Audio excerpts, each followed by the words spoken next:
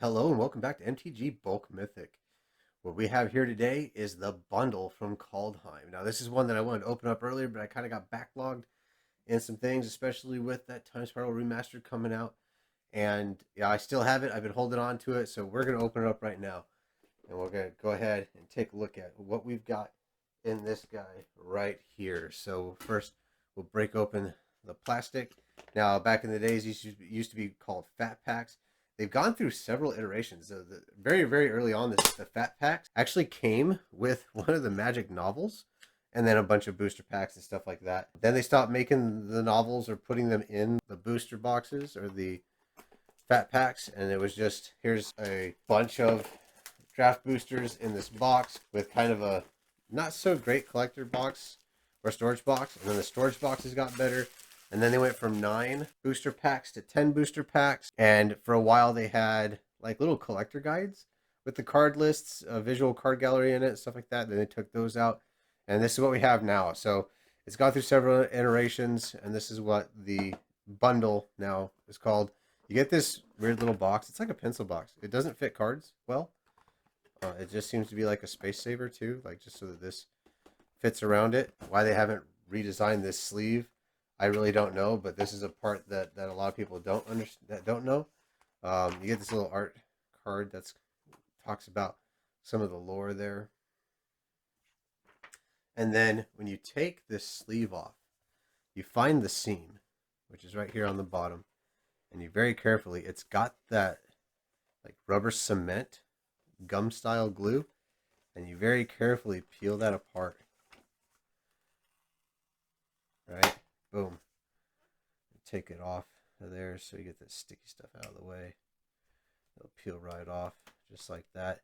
But then when you open it up, they have like the key art. It's usually a planeswalker symbol in the art style of the set. So this is pretty awesome right here. It's a set of swords in like a Celtic knot style wood carved crest. So that's pretty awesome. And I have a stack of these. I have one from every bundle for the last like several years. And one of these days, I'm going to build a gaming table with a glass top or an epoxy finish on it, and have these underneath the surface, which I think would make a pretty cool large gaming table. But now we're moving on to what's inside the main box. So here's the box. These storage boxes have gotten a lot better. They're super sturdy. I hang on to them to keep my cards in, especially since they are in the set designs. So if you have a box that keeps, staples or whatever from that set, however you want to organize them, they're super convenient. This right here is what has caused some discontent in the release of the set, because this is an oversized D20. Right here, this is a Dragons of Tarkir bundle or fat pack D20. It's also the same size as the D20 that comes in pre-release packs. This is the oversized one. The last few sets worth of bundles, they've been putting the larger D20 in here. But this one, as you can see, is very highly stylized. Again, the 20 is the set symbol, but it's got this wood carving, Viking style carving around to the outside of it. But what was causing the problem isn't how awesome this die is the fact that they also kind of initially said that they were going to be in the pre-release packs, and then turned out the pre-release packs had like the normal ones, and people were upset because they didn't get the big fancy die. But that kind of blew over pretty quickly. People got over it, I think, for the most part. It was just another oops. But then inside this box, you get 2 land packs. One comes with a foil promotion alternate art rare of the set. It's always the same one. So in this case, it's Reflections of Litjara. And so this is a different art than what's on the normal card, and it's a foil. And then you get a set of foil lands. So you're going to get foil copies of these lands here. It looks like they're all the same art.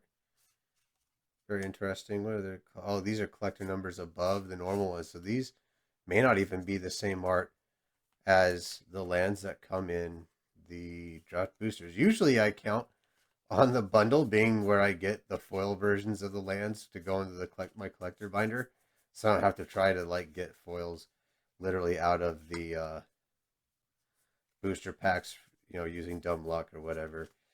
So I don't have to put a regular foil or a regular land in the collector binder just to complete the set. But these look like they might actually uh, be different or unique, but we've only got one of the single arts there.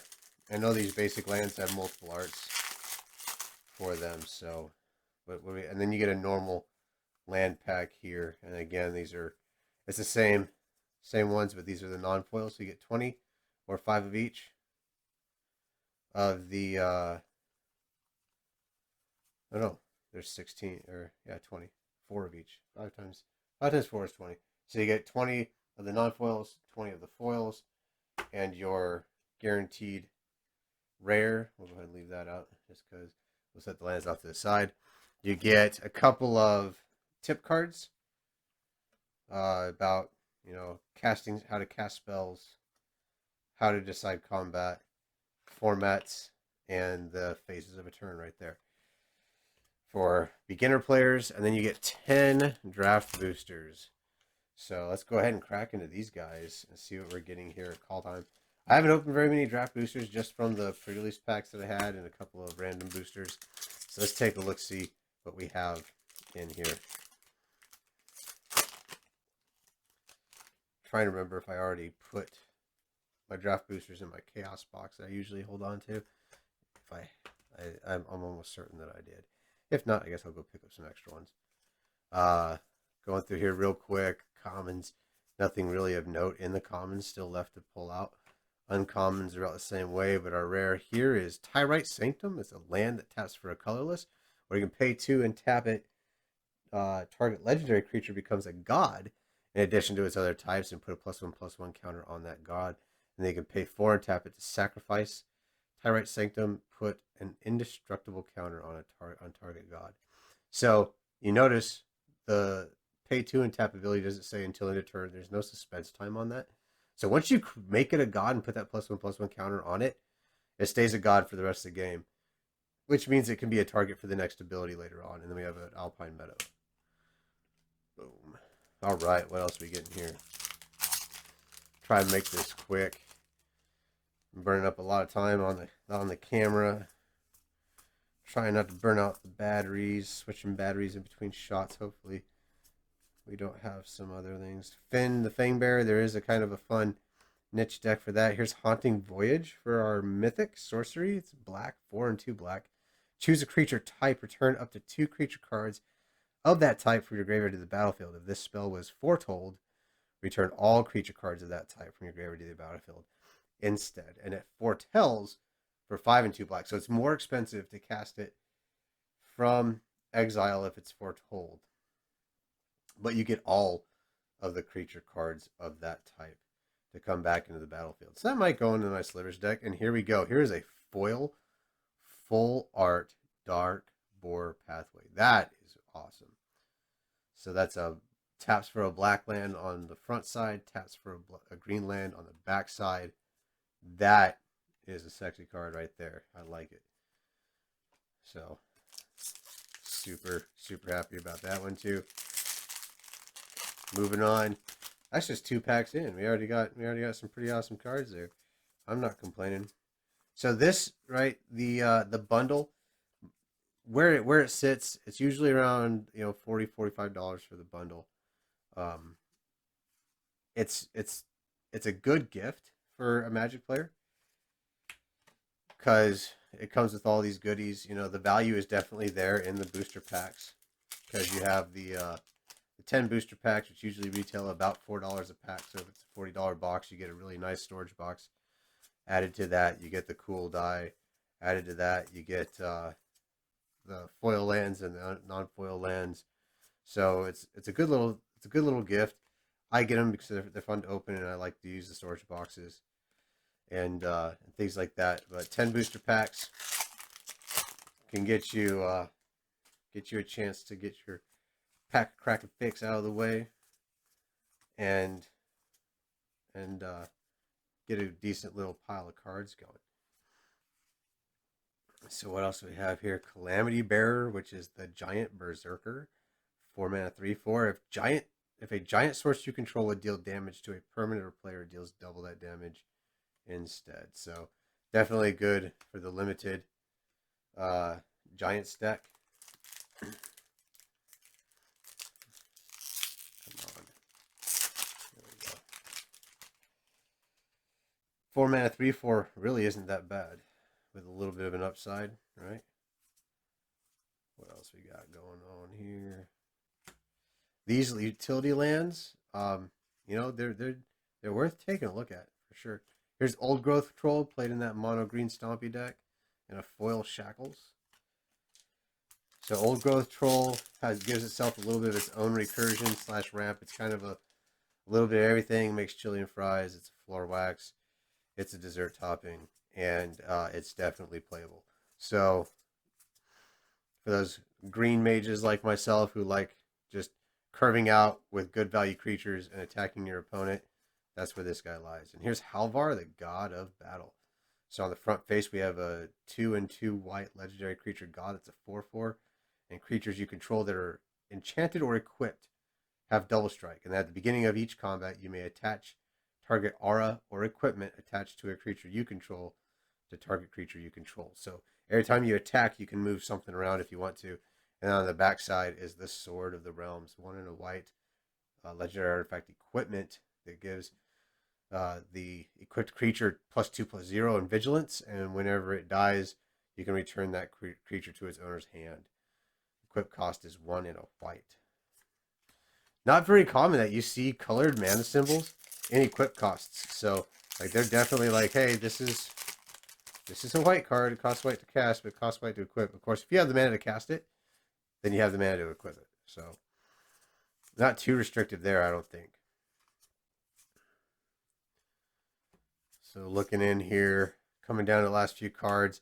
Here's the Cadillac, as they say, right? Asika's Chariot is 3 and a green for an artifact vehicle. It's a legendary artifact vehicle. It's a 4/4 that when it enters the battlefield, it creates 2/2 cat creature tokens. And when it attacks, you can create a token that's a copy of another token you control with crew 4. So it enters the battlefield with the creatures that have the power to crew it, and you can copy those creatures, or you can copy other tokens that you have. So very, very good card, especially in limited. Right? If you're rolling in the Cadillac in limited, you're gonna have some good games. But it's also seeing play in Green Stompy. It avoids sorcery speed removal. It continues to grow your board. All those fun things. So what else we get in here? Last couple of packs. Got some really good pulls out of this box. I'm liking it a lot. Here's Raven's Warning. It is a saga. 1 white and a blue. Chapter 1, create a 1/1 blue bird creature token and gain 2 life. Chapter 2, whenever 1 or more creatures you control are flying, deal combat damage to a player this turn. Look at that player's hand and draw a card. So you get to peek their hand and get an extra, and then draw a card from your library. And then chapter 3, you may put a card you own from outside the game on top of your library. So, and constructed, that means your sideboard, and limited, that means all the other cards in your pool for that limited event. When it talks about outside the game, mechanic that's called wishing by a lot of players because of the wish cycle of cards that would go out and get cards from outside the game. And back then it was much less defined. Outside the game literally meant like basically any card you could put your hand on. So people would bring binders to events full of cards that weren't in their sideboard, but they were it was like their wish binder. And here's Elvish Warmaster. Looking forward to putting a few of these in my historic green elves deck because it just makes more elves. So, and it's got that overrun effect of paying 5 and 2 green. Elves you control get +2/+2, gain Death Touch until end of turn. So instead of trample, it gets Death Touch. But Death Touch and trample, if you have another way to give trample, is a pretty powerful combination. If you don't know, with Death Touch and trample says you only have to assign enough damage to destroy a creature before you can move to the next target, whether it's the next blocker or the next attacker, or if you're attacking and you run out of blockers, your opponent. Well, Death Touch says any amount of damage is lethal. So with Death Touch and trample, assign 1 point of damage to the first blocker, 1 point of damage to the second blocker, etc., regardless of their toughness, and that's lethal damage, and then the rest of it can trample through. So pretty cool interaction there. If you have Elvish Warmaster out and you've got a death touchy elf, then you can definitely do some big damage there. And look at all these snowlands, snowlands, snowlands, snowlands. Super glad they reprinted them, and these snow duels are going to be a lot of fun to play with too. So that's the bundle. That's the bundle. I really like this new die. Hopefully they keep doing this, right? Keep over stylizing the oversized die that's in the bundle. I think it's a nice little add-in to keep the value of the bundle up, and they're a lot of fun. And for people who like to collect this kind of stuff, they're gonna be pretty cool. Other than the one surprise opening I have for you, this is gonna be my last call time, right? So I have that one surprise opening, which is technically a call time opening for you guys, and then I'm gonna be looking on to Strixhaven. If I have time in the weeks before Strixhaven, the videos I'm gonna put out aren't going to be openings. They're going to be a little bit different style, talking about different areas of Magic there. And I will get some of those videos out that I've actually been planning on doing, other than just opening product, because there's just so many opening product opening videos out there on the internet these days anyway. So it's not really unique. But I want to try to do something different, and I'll get those out, and then we'll be in Strixhaven soon enough, and we'll be cracking packs on those. So thanks for sticking around. Really enjoy it. If you are enjoying it, go ahead and hit that like button. Subscribe to the channel for more content. Look back at the previous videos that I've got out there. If you haven't seen them yet, find us on Facebook, Instagram, Twitter, all those things. Join the conversation and share with a friend so we can let others out there know that we are sharing our hobby together.